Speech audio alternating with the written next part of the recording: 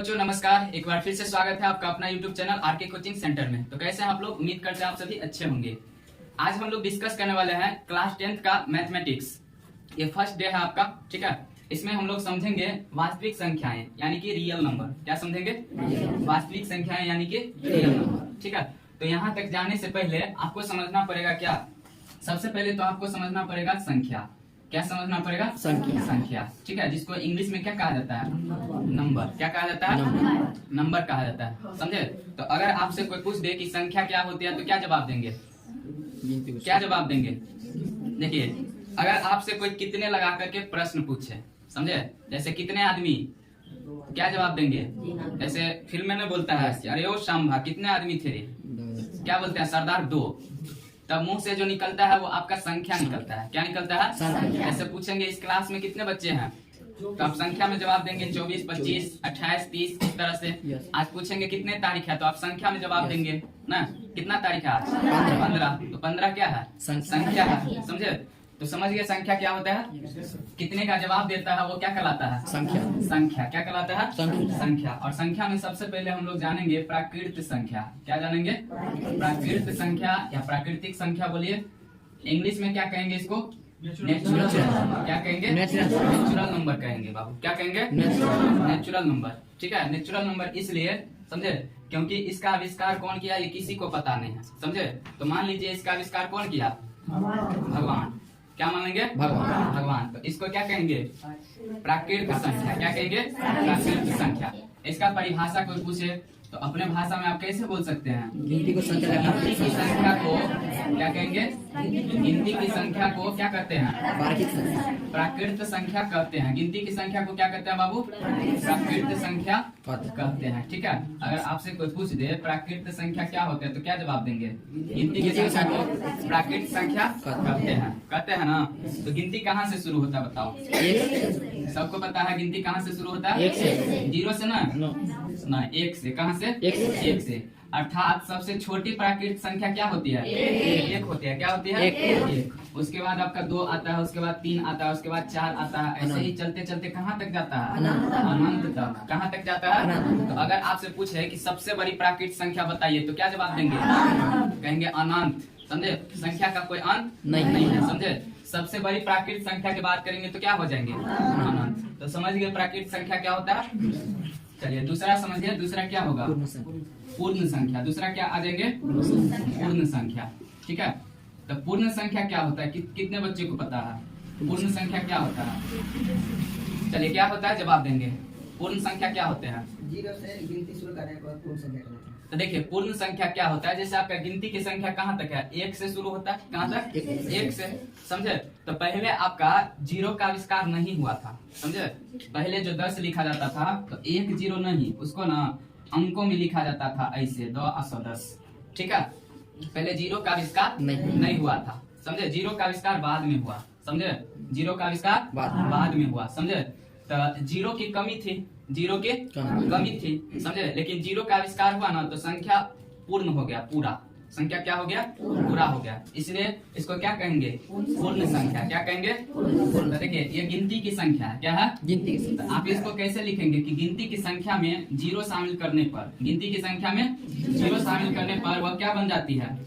पूर्ण संख्या, ठीक है। देखिए सेम यही बात लिखेंगे। गिनती की संख्या में 0 को शामिल करने पर वह क्या बन जाती है? पूर्ण संख्या। लिख लेंगे खुद से। क्या लिखेंगे? गिनती की संख्या में 0 को शामिल करने पर वह पूर्ण संख्या बन जाती है। क्या बन जाती है? पूर्ण संख्या, समझे। या ऐसे भी बोल सकते हैं प्राकृत संख्या में 0 को शामिल करने पर क्या बन जाती है? पूर्ण संख्या। क्या बन जाती है? पूर्ण संख्या। इसका मतलब ये हुआ कि गिनती की संख्या 1 से स्टार्ट होता है, इसमें 0 को शामिल कर देंगे तो पहले क्या हो जाएंगे? 0। क्या हो जाएंगे? 0। उसके बाद 1, उसके बाद 3, और सबसे बड़ा पूर्ण संख्या अगर पूछे तब अनंत। देखिए यहाँ से आपका सेम है, प्राकृत संख्या यहाँ से स्टार्ट हो गया। सिर्फ अंतर किसका है? 0 का। किसका अंतर है? 0 का, समझे। तो यहाँ से आप एक बात समझ सकते हैं, समझे। ऑब्जेक्टिव में बहुत काम देगा। पूछ सकता है कि क्या सभी प्राकृत संख्या पूर्ण संख्या भी है? तो क्या जवाब देंगे? क्या सभी प्राकृत संख्या पूर्ण संख्या भी है? क्या जवाब देंगे? नहीं। जवाब देंगे यस सर। क्यों? क्योंकि देखिए गिनती कहाँ से शुरू, प्राकृतिक संख्या कहाँ से शुरू होती है, एक से। कहाँ से शुरू होती है, और पूर्ण संख्या कहाँ से, 0 से। लेकिन एक के बाद देखो तो सेम इसमें और इसमें दोनों में सेम मिल रहा है कि नहीं मिल रहा है। यानी कि जितने भी प्राकृतिक संख्या होते हैं वो सभी के सभी पूर्ण संख्या भी होते हैं, समझे। जितने भी प्राकृतिक संख्या होते हैं सभी के सभी क्या होते हैं, पूर्ण संख्या भी होते हैं, समझे। अब उल्टा क्वेश्चन पूछेंगे आपसे कि क्या सभी पूर्ण संख्या प्राकृतिक संख्या भी होते हैं, तो कहेंगे नहीं। क्यों? क्योंकि इसमें 0 आ जाता है, क्योंकि इसमें जबकि इसमें 0 नहीं आता है, जबकि इसमें 0। यानी कि सभी पूर्ण संख्या प्राकृतिक संख्या नहीं है, लेकिन जितने भी प्राकृतिक संख्या है सभी के सभी क्या है, पूर्ण संख्या। सभी के सभी क्या है, पूर्ण संख्या है, समझे। सभी के सभी क्या है, पूर्ण संख्या। यहाँ तक समझ गए सब। चलिए आप समझेंगे पूर्णांक। अब क्या समझेंगे, पूर्णांक। कितने बच्चों को पता है पूर्णांक क्या होता है? किसी को पता है तो बोलो। किसी को पता है? नहीं है? चलो मैं बता देता हूँ। पूर्णांक क्या है, पूर्णांक, ठीक है। तो पूर्णांक क्या होता है, तो देखिए प्राकृतिक पूर्ण संख्या जो होती है, पूर्ण संख्या कहाँ से शुरू होता है, 0 से। तो ये 0 हो गया आपका, 0 1 2 3 4 5 इस तरह से कहाँ तक, अनंत तक। ये क्या है आपका पूर्ण संख्या, क्या है, पूर्ण संख्या। हाँ, और 0 को छोड़ दे तो 1 से ये क्या बन जाएगा, प्राकृतिक संख्या। क्या बन जाएगा, तो देखिए पूर्ण संख्या में अगर प्राकृतिक संख्या का निगेटिव भी शामिल कर ले, निगेटिव मतलब ऋणात्मक, निगेटिव मतलब ऋणात्मक मतलब माइनस वाला, ऋणात्मक मतलब तब वो क्या बन जाएगा पता है, पूर्णांक। क्या बन जाएंगे, तो देखिए इसका माइनस वाला लेंगे तो -1 -2 -3 -4। कितना बच्चे कहेगा कि सर उल्टा लिखा रहा, ठीक है, इधर से इधर, जबकि संख्या तो इधर से इधर होता है। तो माइनस वाला में क्या होता है, उल्टे चलता है, समझे।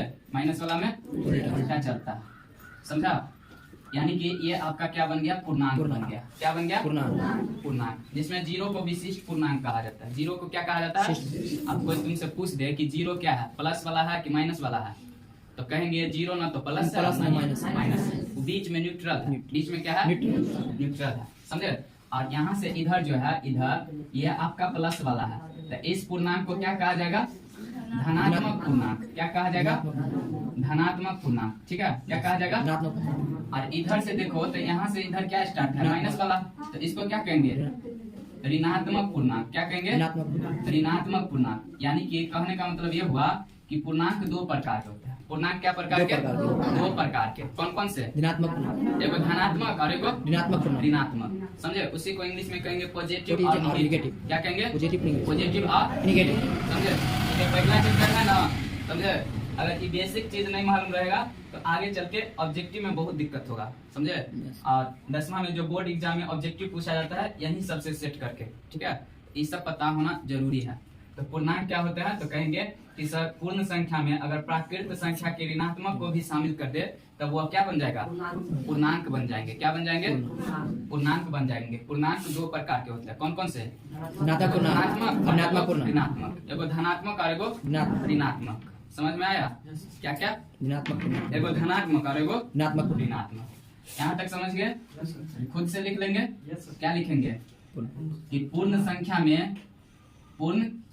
में प्राकृतिक संख्या का ऋणात्मक को शामिल करने पर वह पूर्णांक बन जाती है। क्या बन जाती है, पूर्णांक।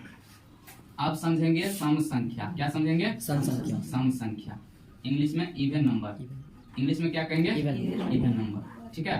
तो अगर आपसे कोई पूछ दे कि सम संख्या क्या होती है, सम संख्या क्या होती है, इसको पता है सम संख्या क्या होती है, तो जो संख्या 2 से पूरा कट जाती है वो क्या कहलाती है, सम संख्या। क्या कहलाती है, सम संख्या, समझे। तो याद क्या रखना है, जो संख्या 2 से पूरा कट जाए, खुद से लिख सकते हैं, जो संख्या 2 से पूरा कट जाए उसे क्या कहेंगे, हाँ, पूरा कटने का मतलब क्या हुआ कि शेषफल कुछ भी नहीं बचना चाहिए, समझे। जैसे 4 में 2 से भाग लगाएंगे तो पूरा कट गया, क्या बार में, 2 बार में, और शेषफल 0 बचेगा। यानी कि 4 क्या है, सम संख्या। अगर 2 में भाग लगाएंगे 2 से पूरा कट जाएंगे ना रे, तो शेषफल 0 बचेगा। यानी कि 2 भी क्या है, सम संख्या। अगर आपसे कोई पूछे कि 0 क्या है, सम संख्या है कि नहीं है, तो जीरो जो है ना उसको सम संख्या माना गया है, याद रखना। जीरो क्या है? सम संख्या है, समझे। हालांकि जीरो 2 के अलावा सबसे कट जाता है, लेकिन फिर भी जीरो को क्या मानेंगे? सम संख्या, ठीक है। यानी कि सम संख्या जो होगी वो जीरो हो सकता है, 2, 4, 6, 8, ये सभी कितने होंगे? ये सभी अनंत तक ये सम संख्या, ये सभी क्या है? सम संख्या, समझे। ये सभी क्या है? सम संख्या है। सम संख्या में कितना का गैप देख सकते हो? 2 का गैप है। कितना का गैप है? 2 का गैप है, समझे। कितना का गैप है? 2 का गैप है, समझ में आया। ये सभी क्या हो जाएंगे? सम संख्या हो जाएंगे। और जो सम संख्या समझ गया, जो सम संख्या समझ गया, खुद से लिख सकते हो कि जो संख्या 2 से पूरा पूरा कट जाती है उसे क्या कहते हैं? सम संख्या कहते हैं। क्या कहते हैं? और जो सम संख्या समझ गया वो विषम संख्या भी समझ जाएगा, ठीक है। तो अब हम लोग क्या समझेंगे? विषम संख्या। क्या समझेंगे? विषम, ठीक है, विषम। अच्छा, एगो खेल होता है, कौन सा खेला है? काग और दोस्त वाला। काग लेवे की दोस्त नहीं खेला है? कोई नहीं खेला है? हाथ में कुछ कुछ दे देता है, कहता है काग की दोस्त। कौन सा खेला है? खेला है। तो उसमें क्या करना पड़ता है? काग में जोड़ा पुराना पड़ता है ना। yes. दोस्त में जोड़ा, काग में एगो छूट जाता है, समझे। वो है सम और विषम है। वही क्या है? सम या विषम। जिसका जोड़ा पुर जाता है वो सम, और जिसका जोड़ा नहीं पुरता वो विषम, ठीक है। जैसे 4 गो लड़का रहेगा तो 2 लड़का आराम से जोड़ा पुर जाएगा, लेकिन 5 गो रहेगा तो एगो में 3 गो, एगो में 2, ठीक है। तो जोड़ा नहीं पुर पाएगा ना। तो जो सम समझ गया वो विषम भी समझ जाएगा, जो सम समझ गया वो विषम भी समझ जाएगा, समझे। क्योंकि दोनों सेम है ना। उसी को उल्टा कर देंगे। जो संख्या 2 से पूरा पूरा नहीं कटता है, जो संख्या 2 से पूरा पूरा नहीं कटता है उसको क्या कहते हैं? विषम संख्या। सम में कहेंगे जो संख्या 2 से पूरा पूरा कट जाती है, और विषम में क्या कहेंगे? जो संख्या 2 से पूरा पूरा नहीं कटती है उसे क्या कहेंगे? विषम संख्या। जैसे विषम संख्या में क्या सब हो सकता है? 0 हो सकता है? कहेंगे नहीं सर, 0 को आप सम में डाल दिए। तो 1 हो सकता है, क्या हो सकता है? 1, 3, 5, 7, 9, 11, 13, यहाँ अनंत तक। कहाँ तक? अनंत तक, समझे। अब इसमें भी देखो 2 का गैप है।